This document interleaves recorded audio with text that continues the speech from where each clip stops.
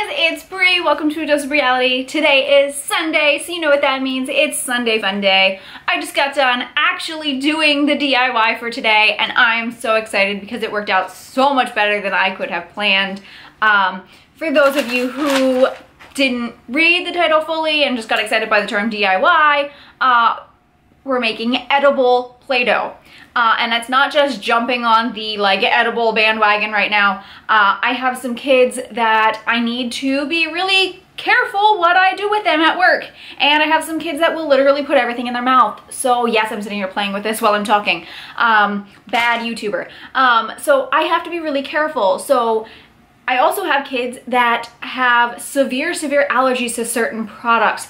So in searching for something that would accommodate kids, I found this recipe that uses marshmallows, cornstarch, and coconut oil, along with some food coloring, to make Play-Doh. And I think it is just the most awesome, fun recipe in all of life that I've ever made. I'm having so much fun with it. It kind of has a consistency similar between Play-Doh and Silly Putty, but if you guys are interested in checking out how to make this edible Play-Doh with such simple ingredients that requires zero stovetop cooking, by the way, just a microwave for 30 seconds at that, keep watching and I will get into all of that in the next couple minutes. 5 minutes or less it will take you to make this. I promise. I promise. Okay. So I'm here today to show you possibly my favorite homemade DIY Play-Doh recipe. So there are a ton of Play-Doh recipes out there, but this is by far my favorite. It's the most fun. All right, guys, literally all you need for this, and I kid you not, it is so easy. You need marshmallows. You'll need 6 of these, more if you choose to eat it, but 6 of these. You need some cornstarch, quarter cup. I will try to remember to pop these things up on the screen. Quarter cup of cornstarch, and you'll need some coconut oil. You'll need 2 teaspoons of coconut oil.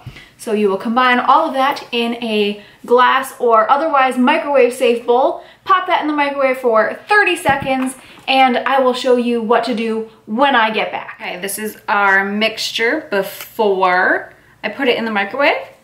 And you can see 6 marshmallows. There is a quarter cup of cornstarch, and this is the 2 tablespoons of coconut oil. Okay, as you can see, our marshmallows have puffed up a little bit. I am going to dye mine blue, so I'm going to put some food coloring in here.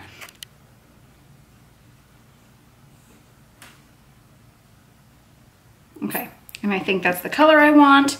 And then you just mix it around with a spoon.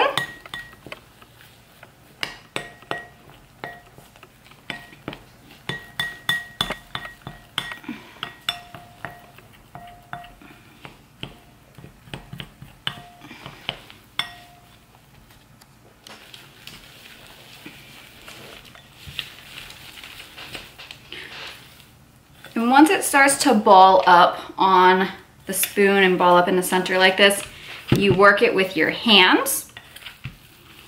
And that's why I have this piece of parchment paper down underneath here, so that I can just use my hands on a piece of parchment paper, because it will stick to other things.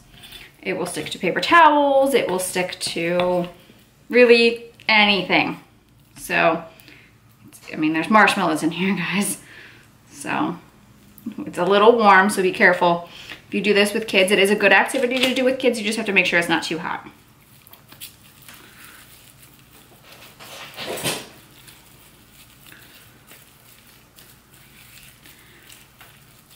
And honestly, it feels pretty good. It feels a little oily yet.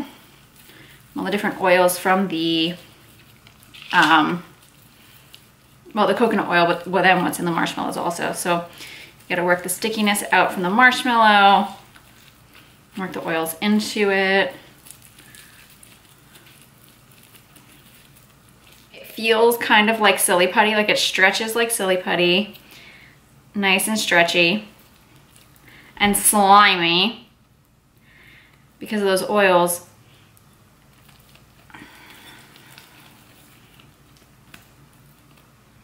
See if I can get this bowl out of here. Yeah, and it doesn't stick to the paper, which is good. It does feel sticky, so I feel like I would need to add a little bit more cornstarch to it, which I have some cornstarch. Let me go get that.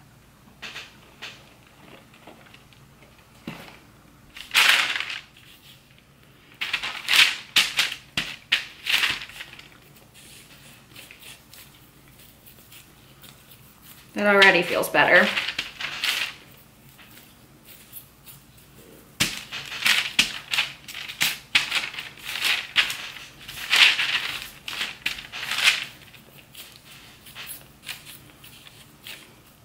Okay guys, so now as you saw, here is the finished product. If it ends up getting a little bit too sticky, which mine still kind of is a little sticky, I have a little bit of cornstarch still down here. You can just add a little bit more cornstarch and just knead it in there.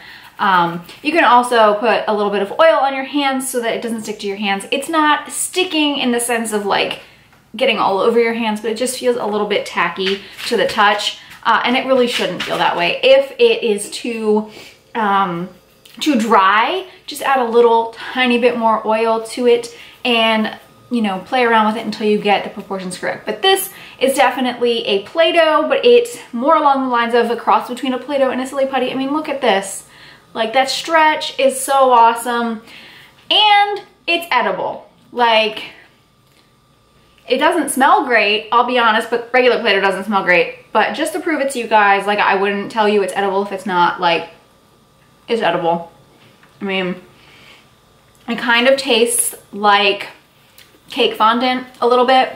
Like, since there has those marshmallows in there, it tastes a little bit like cake fondant, but it doesn't taste great because of all of the cornstarch that's in there. So if you make this for little ones, it's not like they're gonna sit there. I mean, they might eat it, but it's not like it's gonna hurt them if they eat all of it.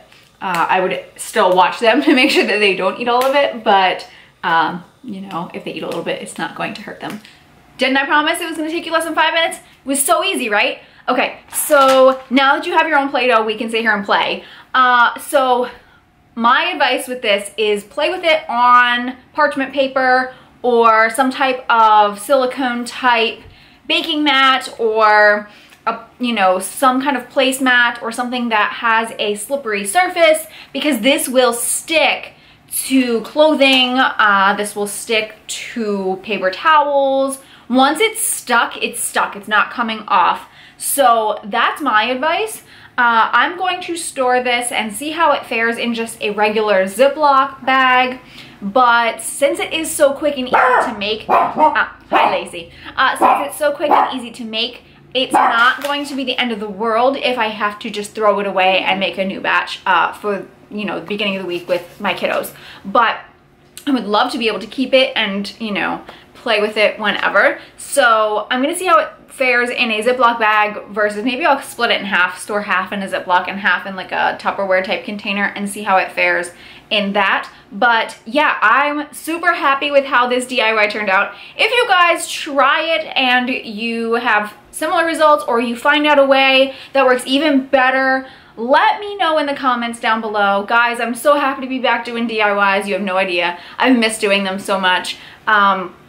And yes, I'm so glad to be back. So if you have any ideas for DIYs that you want me to see, also leave those in the comments below. If you enjoyed this video, give it a thumbs up, subscribe, never miss a dose of reality ever again. Follow me on Instagram and Twitter. I am Bree51687. I would love to interact with you in those ways. Check out the Dose of Reality Facebook page for some more fun, and I'll be back tomorrow with a Mani Monday video for you guys. I will see you guys then. Bye.